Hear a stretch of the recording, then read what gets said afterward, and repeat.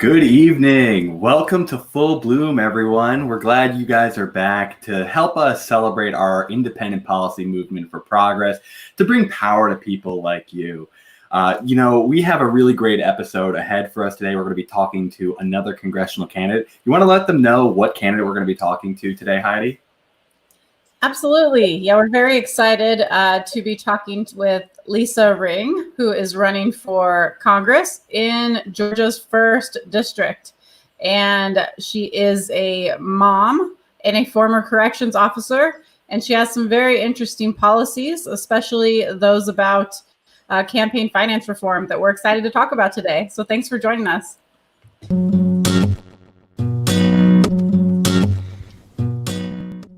Here. Hey, Lisa, how you doing today?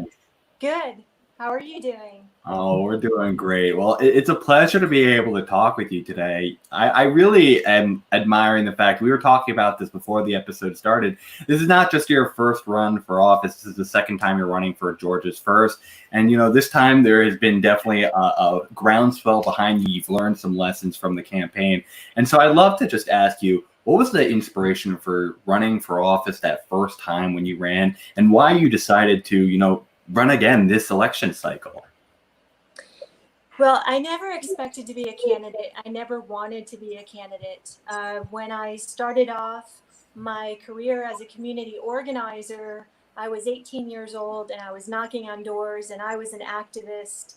And I was always a doer. I was not one who, wanted to be in office answering to people. I wanted to get things done, and I wanted to be as radical as I could be and make as much change as I could possibly make. But when I moved to Georgia, I saw that in the 1st district of Georgia, there really was no leadership. As far as the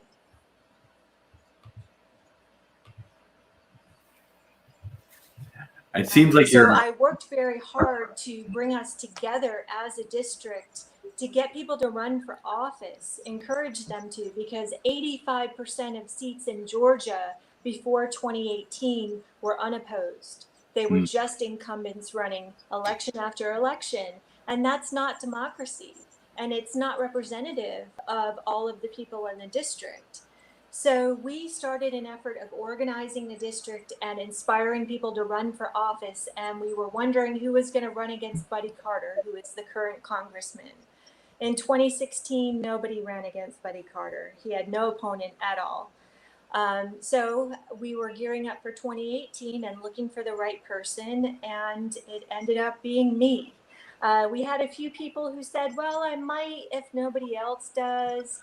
But I knew that we needed a special kind of person, somebody who really believed in what they were saying and stood for changes in policy, somebody who wasn't telling people what they wanted to hear to try to gain their votes. We've had enough of that. We need candidates that we can trust. So I became the candidate that I wanted to see. And it's been an adventure. I said that I would be a one-time candidate, but after the election was over, just a few days after, when I saw what gains we had made, we did not win. We only gained 42% of the vote, but that was better than any Democrat in close to 30 years in this district. And we had upped Democratic turnout by 11%. So I had done that only taking contributions from individuals, not taking corporate money. I had done that by knocking on doors, 50,000 doors throughout the district. And we had done that together and sticking to progressive values and never wavering. So I decided we had done too much to just let it go and have somebody else start over again with the same old formula for running for office. And I decided to keep going with it. So we'll see. I believe that we can win this district. We can flip this district. And I believe that most people want to see progressive policies. So I'm going to continue to work hard until Election Day. And I'm hoping that this time we will actually do it. What makes a difference is who else supports me and who gets involved. I can't do it alone. I need everyone else doing that work, letting letting people know the truth about policies and what's going to work and what won't work and what actually represents people. I think that's really commendable that you decided to try and build on that rather than having someone, as you said, like try to build it from the ground up. I'd love to hear in your thought process, now that you've been kind of partway through this run in 2020, what you've tried to do differently during this campaign run compared to what you had done in 2018. What were some of those lessons you took from that cycle that you've now tried to put into practice this year? Well, so everything about campaigning has changed. Obviously, with the pandemic, I can't go knocking on doors. So we've had to switch to no contact canvassing, which is basically just putting my card in a door, and that's not as effective. And it's also a lot of online activity, but that doesn't necessarily reach new voters. It kind of just, it's the same bubble of people. So everything has changed. I think that what has happened is that I've become a lot more confident and I've become less eager to please everybody because I can't. I've tried to be the kind of candidate that listens to everybody and is responsive to everybody and accepts every invitation and does everything that I can do. But it's been very difficult to do that during this pandemic and be a single mom and, survive as a family. To do all of these things at the same time, I've had to really kind of prioritize what I do and do only what is most important and most within my focus of where I want to go with this. I realize that I can't join every single fight. So I have to pick and choose what my priority is and what is really going to move us further with our vision for this district. So I think that that's what's changed. I'm more confident and I think I'm a little more choosy about my battles and how I choose to fight them. Yeah, I think that's pretty commendable. Like, I think time is frankly the biggest resource. And as you said, you're not going to be able to please everyone. At the beginning, you had said that you wanted to fight for radical change and not tell people exactly what they want to hear, but what needs to be heard. I'd love to hear, in your opinion, what are some of those core issues that you think we need to be making more ground on that haven't necessarily been as mainstreamed that you're trying to bring to the conversation? Really, all of them. Every form of justice that there is, racial justice, economic justice, environmental justice, all of those issues. But the number one issue that we have to take care of immediately is Medicare for all. We've been fighting for a universal single payer healthcare system for about 100 years now. We're behind all other countries, and it is time to provide healthcare as a right instead of a privilege. And I'm very disappointed that the DNC platform that was just voted upon does not include that and does not even include expanding it for children or to lower the age, for retirees. So we in no way want to provide healthcare for the citizens of this country, and I have a problem with that. But it is also time that we start paying a living wage to every worker. It is time that we take care of our veterans. We are a military family, so I've seen firsthand when my son was deployed in Iraq and he was making about $5 an hour. That may have been fine for a 19-year-old, but we have military families who are receiving food assistance and who are getting their food from food banks near Army bases. So we need to be paying our military families and our veterans more and caring for them. So that's a priority. Homelessness is an issue not only for our veterans, but across the country, and is only exacerbated by the pandemic. We have to decide that we are going to be a country that takes care of people instead of trying to make a profit off of them. So that includes changing our criminal justice system, our system of incarceration, our educational system, our higher educational system, everything that the current administration and decades before policy have been based on making a profit off of the needs of people. We need to turn that around and realize that government is about taking care of the needs of people. It is not a business. It is meant so that we can live together in a society and take care of one another. So we have broad changes that we need to make, and it means making a system that is equal for all. And that could be in every area that you would like to talk about. Another issue that is super important here in the 1st District of Georgia. First of all, the 1st District is 17 counties. It spans from South Carolina to Florida. It's 100 miles of coastline. We have a current congressman who would like to start drilling for oil off the coast of Georgia for the first time ever. He is the only congressman who wants to drill off his own coast for oil. This is a time when we need to be making that transition to 100% clean, renewable energy sources. And Georgia could be global leaders in researching and implementing those types of energy. We could, to our rural areas where there are no jobs in transportation, we can bring solar energy, create jobs. As part of that package, what I want to do is have tuition-free training for anybody who would like to work in these jobs, and for displaced veterans and fossil fuel workers.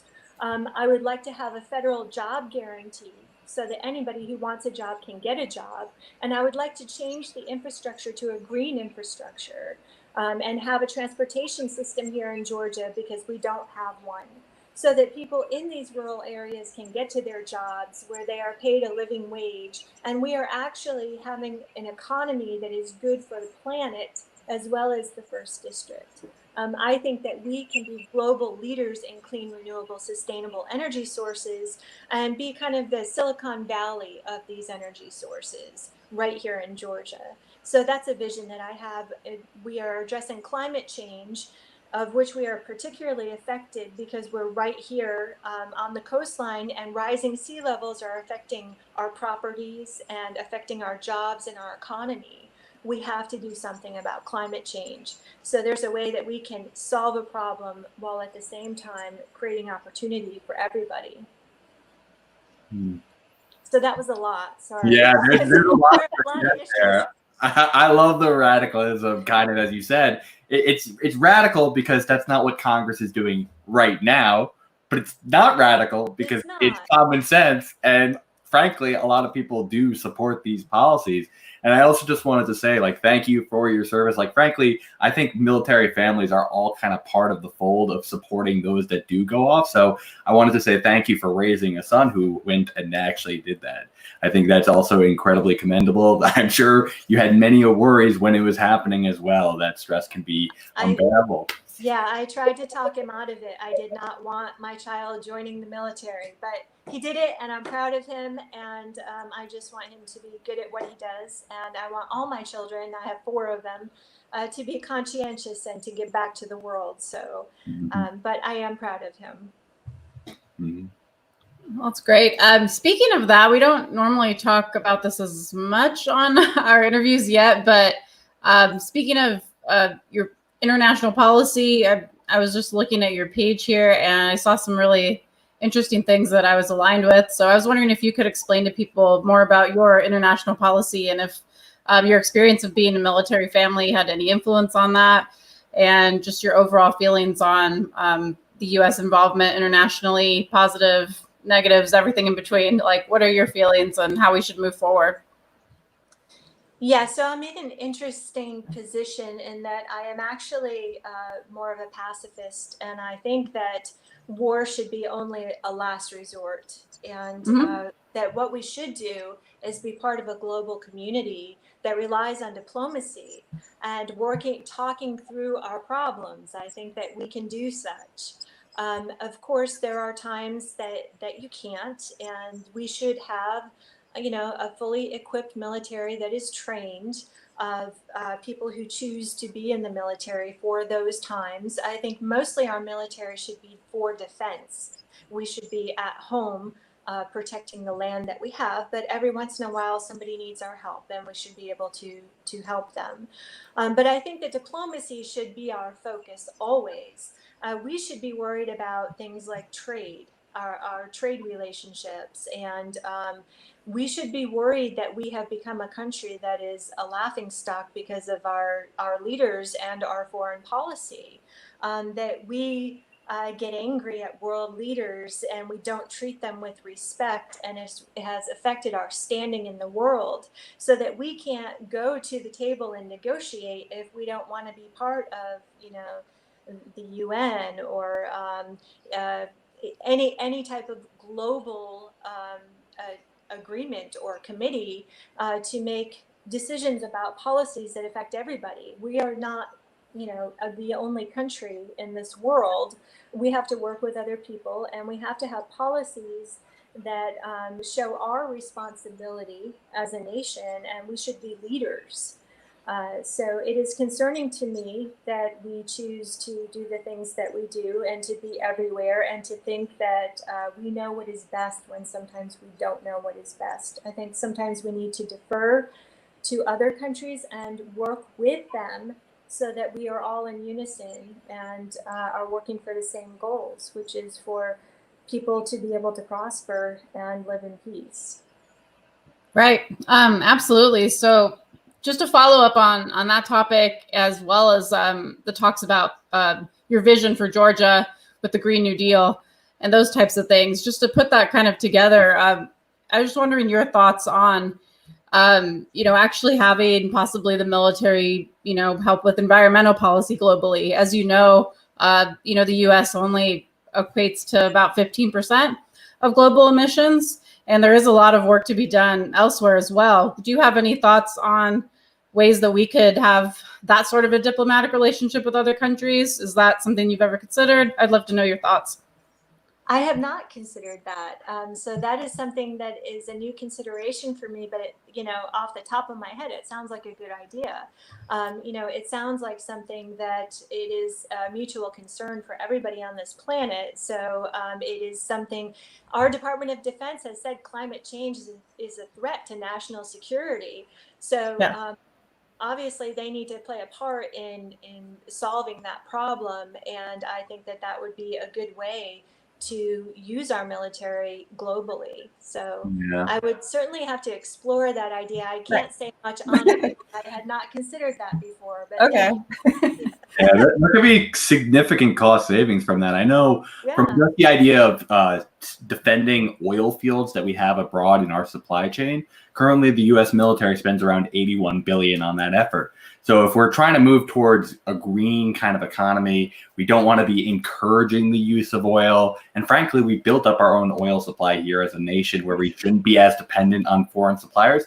We could save that 81 billion and potentially use that on domestic efforts. So it's definitely an intertwined thing. And when we look at like our output in terms of emissions, the military is one of our largest uses because they're traveling all over the world. Their fleets are solely gas powered at this point. So if we can bring more people home and they're not constantly traveling around the world and defending oil fields, we're emitting less from that process as well. So I strongly believe that it was like a big initiative that like Elizabeth Warren tried to put on the map during her campaign. So yeah, those are definitely intertwined. I'd love to hear in your approach. You were like talking about foreign policy theory of like, sometimes we do have to get involved and other times we don't.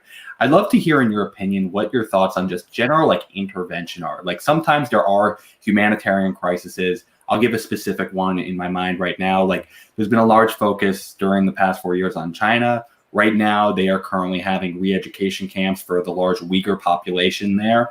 I'd love to hear in your opinion what you think the U.S. should be doing in terms of, there's currently what's being compared to almost like concentration camps and these re-education camps there. Is that something that we try to directly get involved in militarily? Do we use the diplomatic toolkit? How do we address these humanitarian crises around the world? I think probably the biggest factor would be who else is involved. I don't think that we should do anything alone. I think that's when we have a problem. I agree. And I don't know that our relationships are strong enough that we would be able to act effectively with allies to affect any change that would be a humanitarian effort. So I would say that yes, we need to intervene when there are human rights violations by countries, but we can only do it as a joint effort with other countries. We would have to come together with other leaders and have a plan of action of how we were going to do it, what we were going to do, and when we were going to be done with it. So I would not be opposed to intervening with military, but I wouldn't want to do it alone. I think that's when we get into problems, is when we think that we can handle it alone, or we don't want to answer to anybody else, or we have our own motives for doing something, and we go in with no clear plan of what our goal is and when it will end. So that would be my answer. Yes, we have examples that it was important that we do something, like Nazi Germany, or when the Kuwaitis were being, ethnically cleansed. Sometimes people need our help, and we should be willing to help. That's what leaders do, but we can't do it alone. Yeah, I generally agree with that approach. Multilateral approaches are generally going to have less disastrous results economically, as well as the blowback from the global community, because we were all in it together. And if it wasn't for other parties coming, helping, and intervening, we wouldn't exist as a country. France came to our aid when we were rebelling. So you're absolutely right. It's sometimes necessary to step in.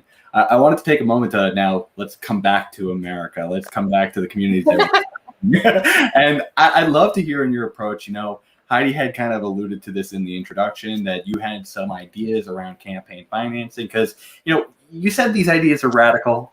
We disagree. We think they're pretty common. But right now they're not happening in Congress today. And I wanted to hear, why you think in our current process, we're not getting leaders who are aligning with the people. As you mentioned with the whole DNC platform, it didn't align with the Democratic Party. What do you think is that big barrier that's blocking us from having a representative government? Well, it is money, but it is the power structure itself. So we have so many battles to fight, and sometimes it's difficult to know exactly where to start. I think getting big money out of elections would be a first step, because that kind of evens the playing field right there. Even better if we had government-funded elections where every candidate had the same amount to work with to reach people, and once they hit that limit, they were done. You do the work and you utilize the resources that you have, because we have candidates that are raising record amounts of money and still not winning. I have an opponent. Well, if I make it, I have to make it through the runoff, which is August 11th. But if I do, the same opponent I had last time is Buddy Carter. He is one of the highest paid congressmen, and he's a pharmacist. He's the only pharmacist in Congress, but he has millions of dollars, and I do not. So I always said I'm not going to try to match him with funds. What I'm going to do is outwork him, and I did that. I worked very hard, and I continue to work hard. But that's what we need in our elections. Now, the whole power structure thing is something that you come against with our two-party system. We have two parties. We have the people who are in charge, the status quo, and they don't want to give up that power. They believe they know what is right. They believe they know what the people want, and they're not going to hear anything different. So how do we change that power structure? Well, I think that perhaps that has to do with money too. That has to do with special interest money, lobbying money, and we just have to somehow, not only by overturning Citizens United, but there have to be other measures put in place. They take money out of the decision-making process for our legislators. We can't allow this lobbying. We can't have people like the congressman that I have, who invests in private prisons and who is taking money from every right-wing special interest and corporation there is. That's how he has all his money. So that's number one, is getting money out of elections. Changing the power structure is a little bit different.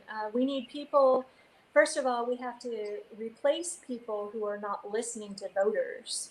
And we have to start electing people who actually do what they say they're going to do, and who are proving that they believe what they're saying.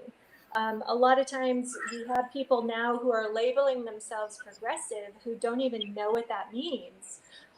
Just because for a while it was cool to be progressive, but now it's not cool anymore to be progressive. You're a socialist if you're progressive now, and that's not what the Democratic Party wants. They want that centrist. Somehow they want to appeal to the myth of the centrist who is going to help them win this election. Those Republicans who are going to come on over and vote Democrat. And I don't believe that that exists. That's the problem that we had here in Georgia, is that we always run centrist candidates who don't really stand for anything.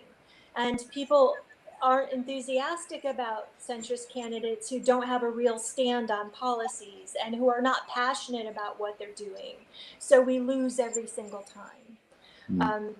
The people are ready for progressive values. I think it's 60% of people want Medicare for all. 40% of Republicans now want Medicare for all.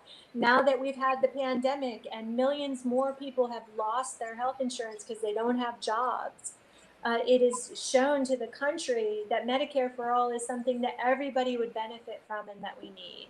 And I agree with you, it is not radical. It has been painted as radical, but it's really not. If you look around the world and you see other countries that have this type of a system, it's pretty mainstream for them. Yeah, it's American common sense and deep sea radicalism at the end of the day. So, I'd love to touch on one point before I pass it back to Heidi. I totally agree with you that we have the agenda that is popular with the people. But as you had mentioned beforehand, like, this is a seat that's currently held by a Republican. And I'd love to know how you try to make those crossover appeals, because I know you are definitely trying to drive out the base of people who would maybe not participate otherwise. But, I imagine you are also trying to, as you said, speak with everyone, which includes Republicans. So what's been your approach to try and talk to them and have them come to your camp?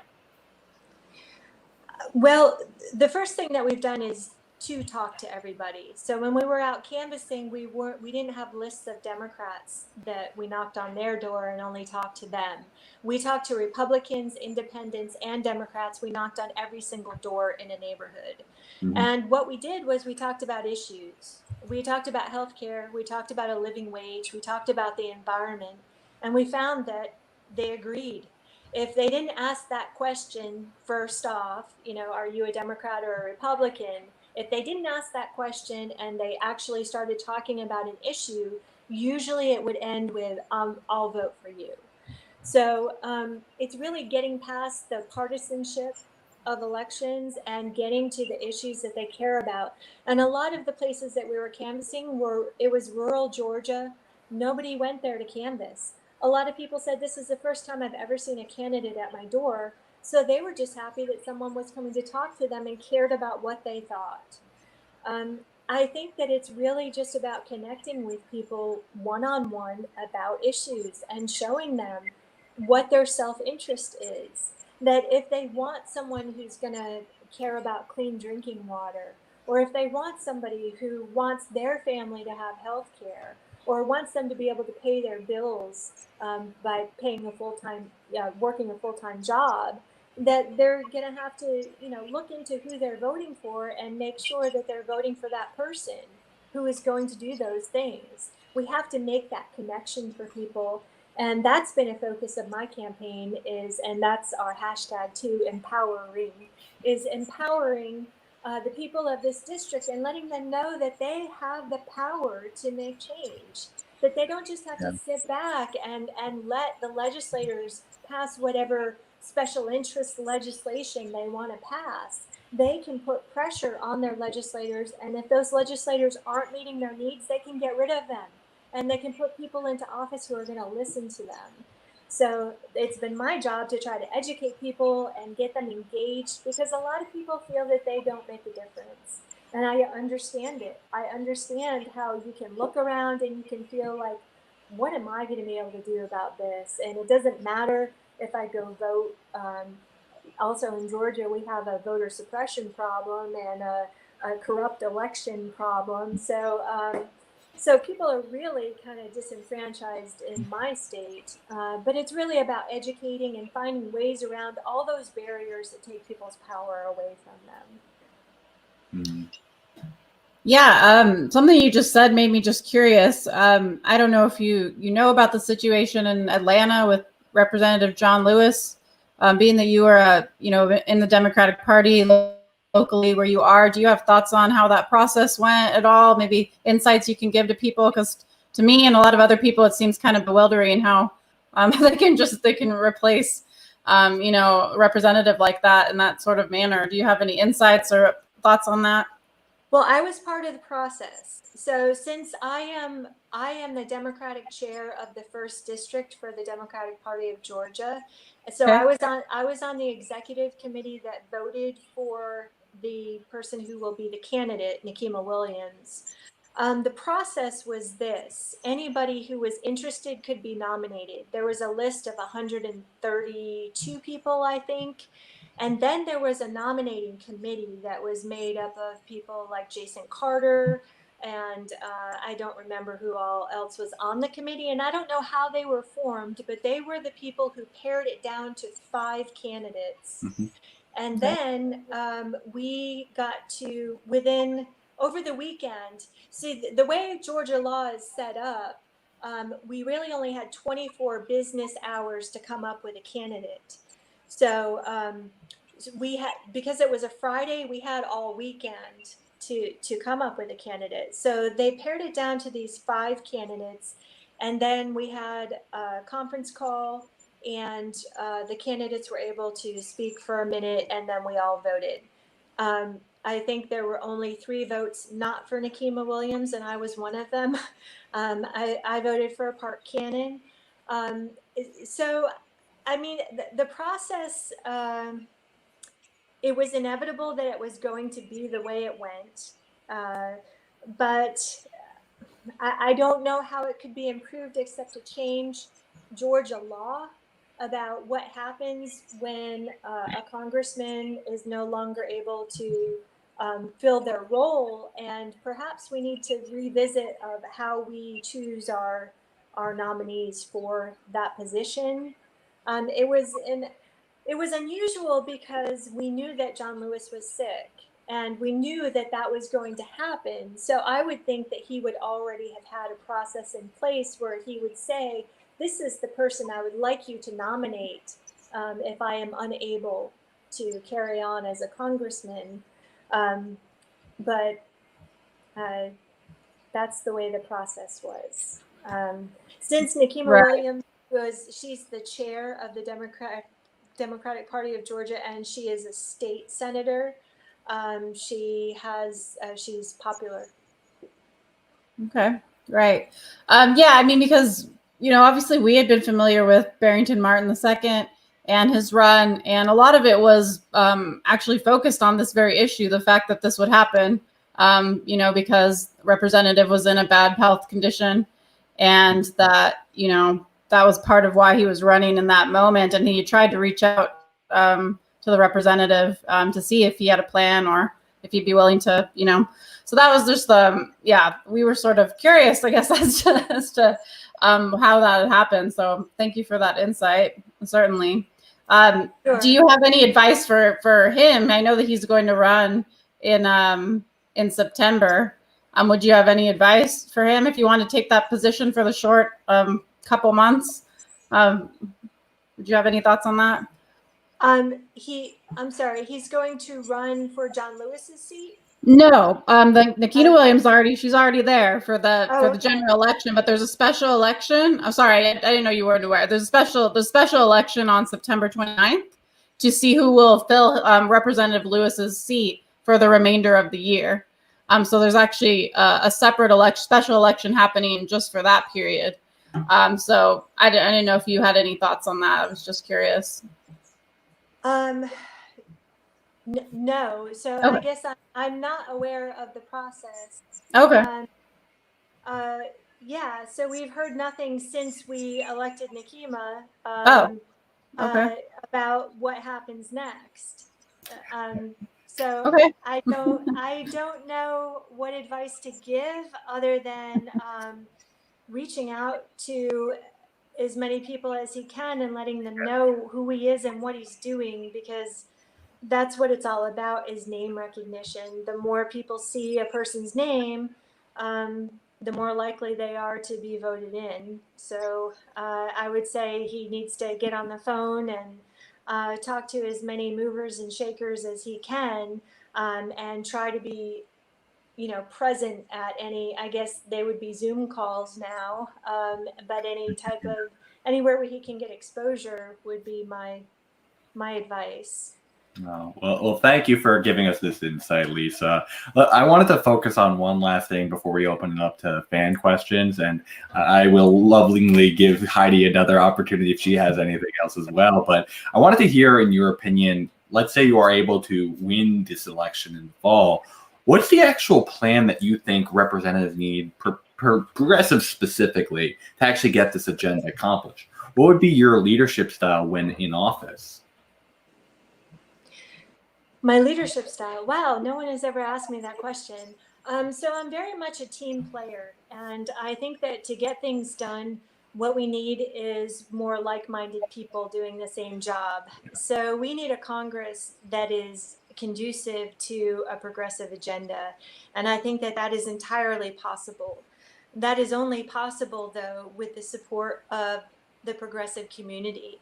So we have to stop being, having factions and fighting with each other about things that distract from the real mission. And the real mission is to create change that positively affects people's lives. So I guess as a congresswoman, I would be, I tend to be a mom everywhere, and take on a teacher role and a team worker. So I try to look for the positive. I try to look for a way that something will work and to kind of mitigate any type of conflict. I think that there is a way to negotiate the process without negotiating the values of the work that you're doing, and the end result. So I would just, I guess, do some finessing to try to work upon our strengths and contribute as much as we can as individuals to the group process of making change. Does that answer your question? Oh, I think so. Okay. There's certainly so many varieties of leadership style. Like, I've interviewed a ton of people on this program, and you'll have some who are the true team players, and as you said, focusing on the strengths. And then you have the more, I'm a combative person, I'm going to call people out. That's my style. And so I love to hear how people try to approach this political strategy, because at the end of the day, ideas are ideas, but until we actually get them accomplished, they have no value. We have to actually tangibly improve people's lives, and that requires politics. So I'd love to hear that. So Heidi, do you have any final questions before we go to our fans? No, actually, I saw some good fan questions in there. So ones that I wanted to ask. So maybe I can just pick one. Yeah, go ahead. Okay. Let's see. We kind of talked about that, but I still want to, I said I'll still talk about this. Okay. So Nelson wanted to know what you believe are the most important democracy reforms. So you did touch on the campaign finance a little bit. Do you have any thoughts on other democracy reforms, such as like voting reforms or any other parts of democracy you'd like to see changed? Much to do with voting. We need to restore the Voting Rights Act so that states aren't gutting people's rights to vote. We need to expand people's voting rights. I think automatic voter registration, vote by mail, an election day holiday, anything that makes it easier for people to vote, maybe even implementing what Australia has and a small fee if you don't vote. Oh, so that everybody is, I like that idea. Yeah. The $20. Yeah. Yeah. That would, so we, and to have things like, early voting, more days of early voting. That's one privilege we have in Georgia. And if we didn't have that, a lot of folks wouldn't be able to vote, because on election day, there are hours long lines, and we have problems with absentee ballots and all kinds of things. So Another thing is ensuring fair elections. We are kind of at the status of a third world country when it comes to elections. We have here in Georgia, we have a hackable system. It is not guaranteed that our vote is going to count, and I think sometimes we need some outside oversight. We need to ensure that somebody is watching and that our elections are accurate and fair. What else to just having a representative democracy, being sure that people are making their voice heard, and that translates into policy. So again, it comes down to taking money out of elections and out of the political process, out of government in general, and having it be about the will of the people and what is best for the district and what is best for the country. We have to shift our priorities tremendously, I think, to make this a democracy, because right now we are, the United States of corporations. Yeah, and I see you have some Georgia folks here. Barrington, we were mentioning beforehand, agrees that Georgia's a hotbed of electoral suppression. So I totally agree with you. We need to secure the elections. One question that I saw that I also wanted to highlight, just because Nelson also asked it, that I thought was particularly good, is there's a lot of rural areas to Georgia, so I think this is particularly pertinent. What's your thoughts on having universal broadband internet? That's not just, we've been often doing subsidies to these telecommunications companies. I know you had supported the federal job guarantee. You said that beforehand. Do you think universal broadband is part of what that they're developing in that? Is that something you'd support? Absolutely. Especially at this time during the pandemic, when we see disparities in education and in the workforce, people who are able to have internet and to do schooling and work at home versus people who don't have that.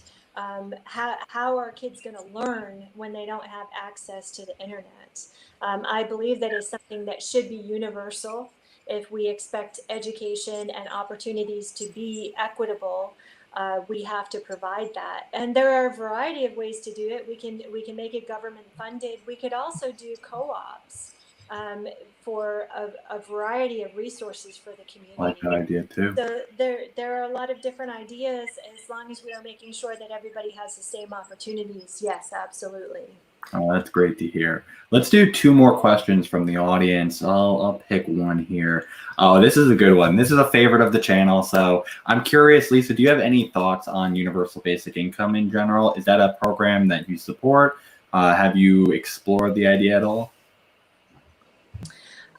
So I've looked into it, and I don't object to it, but I don't know if that would be my focus. I think that right now, while we're going through a crisis, it is something that we all need, and we should be providing that. Our government should be providing that for all of our citizens. However, beyond this, I think that it is used as an excuse to cut social safety nets. And it isn't quite enough unless we're giving a large amount of money to each person. It isn't quite enough for people to be able to, entirely take care of themselves. So it's a shift of money that I'm not certain is the best way to go. I think that if we were to provide like a job guarantee and health care for all, and things like that, that they would meet the needs of people probably better than a monthly check. Okay. I think there's certainly a lot to explore there, but I want to go to our final question here. So let's go with the Bruce Sharp. This is a little bit less policy focused. I'd love to hear, there's some news coming out this weekend on Joe Biden potentially announcing a running mate. I think they're expecting Sunday. Politico made a little early spoiler today, accidentally. Do you have any thoughts on anyone that you would recommend, or just maybe even general thoughts on Joe Biden himself as well?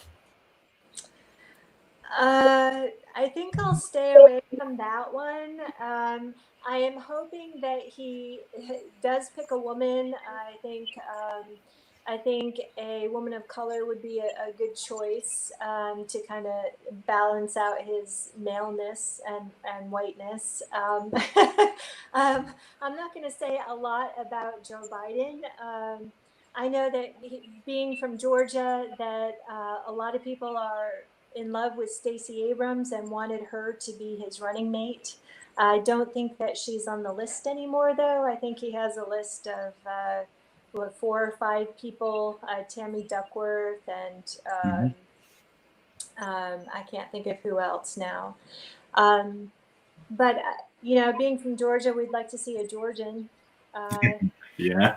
So Stacey Abrams is a good pick, but I'm sure that he will pick somebody that he feels comfortable working with, and hopefully it'll be somebody that represents something that complements him rather than something that is exactly like him as far as policies go. I think if he would go more progressive, that would be my choice, but I don't know if that's an option. Yeah, we'll see about that. I don't think the shortlist has had a ton of progressives, but I do agree with you. It'd be better if there was some diversity of thought within the room when he's making decisions. Yeah. Well, I think that's all the questions that we have from our audience. Lisa, it was a pleasure getting to know you. I wanted to ask finally, how can people be able to support your campaign if they've enjoyed hearing what you had to say today? How are you looking for people to get involved? Well, they can go to my website, ringforcongress.com, and they can sign up to volunteer. There isn't a lot that they can do right now, but there is no contact canvassing. And we always need people on social media sharing and, letting me know about events and so on. We need that network of people. If nothing else, they can talk to their neighbors, they can talk to their family, they can make sure that everyone is registered to vote and everybody gets out to vote. The next election is August 11th. It's a runoff election to determine who the Democratic nominee will be. And of course, we can always use contributions. We ask people to do a recurring monthly donation of $20.20. So if they have the means to do that, I know things are rough right now financially for a lot of folks, but we ask if they have the means that they do that as well. But basically just talk to people, let people know that they should be empowered, they should get out and vote, they should exercise their rights as a citizen. Well, Lisa, thank you so much. We have your website scrolling across the bottom of the page. We hope people will go and visit that as well. Please share this video so that more people can hear from Lisa and her perspective on these issues. So, Lisa, thank you so much for being here today. We hope you have a great rest of your night. Thank you so much, Lisa. It was great to meet you. You have a great night. You too. Okay, so that was Lisa Ring, everyone. Again, we have her website scrolling across the bottom of the page. If you enjoyed her answers of how she's looking to bring in progressive vision, please go to lisaringforcongress.com. Heidi, I'd love to hear if you had any thoughts of things from today's interview that you took away about her campaign. Yeah, absolutely. I think it's phenomenal that she's running for a second time. So we learned that right at the beginning, which is great. This is her second time running, and she got a pretty massive percentage last time. I think she said around 42. So that's, nothing to shake your nose at. That's awesome. And I think that we should be focusing on, getting progressive candidates into these seats, especially when you have somebody who's clearly taking special interest money, it seems like, in that district, and does not have the best interest at heart. So I think it's really time we get regular people like Lisa Ring into Congress so they can actually make some change for their districts. Yeah, I wholeheartedly agree there. And I enjoyed that we got to also talk a little bit of foreign policy. As you had said before you introduced the topic, we don't get to talk about that. We don't really, but she kind of led me in there. I was like, okay, we got to go this way here. Yeah, I totally agree. So, it's a pleasure getting to know her in that regard. Guys, I want to let you know before we leave today, again, please make sure you like, share, subscribe, do all those things, not just to help us. Obviously, it does help us, but do it so that you can also make sure that Lisa gets more attention. It's a mutually beneficial relationship. And so that all of you that asked questions today can have your lovely faces shared across the internet. We love doing that as well. That being said, let's give you our wrap up of the upcoming programming that we have this week before we do our send off. So tomorrow we have another interview. I know, completely bonkers that we constantly find these congressional candidates to interview. But tomorrow we're interviewing Noelle Bivens. She is a congressional candidate from Tennessee's 4th District. And then Thursday for our next Full Bloom, Heidi, you want to let them know who we got coming on next after this? We got the wild, the wacky, the wonderful Mr. Vermin Supreme. Oh, yeah. So I'm very excited to talk to our libertarian comrade and find out why he wears that boot on his head and what that means to him. And, you know, I'm really into it. So we're going to have a good time with Vermin. That's going to be a fun one. I'm looking forward to that so much. There's the political side. I actually want to know, like, is there any left salvageability within that party? Like, there are left libertarians. I think I have a little bit of that tendency. So, like, I'm flirtatious with it. I don't exactly love the current representative. So I want to hear some of his thoughts on Joe Jorgensen in general. I know he's happy that Spike Cohen got to be the VP there. So there's a lot to talk about there with him. And then Friday, I'll be concluding with demo draft. So we're not doing a candidate. We're talking to these two people who came from the University of Berkeley. They were former Yang Gang people, and they wanted to create this platform that helps people like kind of explore whether running for office makes sense. You know, have a crowdfunding mechanism that says, we'll pledge this amount of money to you without necessarily giving it over to you. So I want to hear more about their platform. Maybe I'll explore that by being a candidate someday. Who knows? Maybe I'll use demo draft. So we'll have a lot to learn there from those folks as well. So again, 9 p.m. Eastern time. That's when we record always. And so we're very thankful you guys tuned in today to listen to Lisa. Again, like, share, subscribe to these videos so that we can keep doing them and keep growing and support our movement. And that being said, guys, love you all out there. I hope you guys are staying safe. As we said, I'm going a little stir crazy. Heidi, you going a little stir crazy? I've been crazy. I was crazy before this, so this is not. Yeah, I know. We're going insane here. I hope you guys are staying safe out there with all the craziness going on. And bye, everybody. Thanks so much for tuning in. Yeah, we hope you guys stay rosy out there.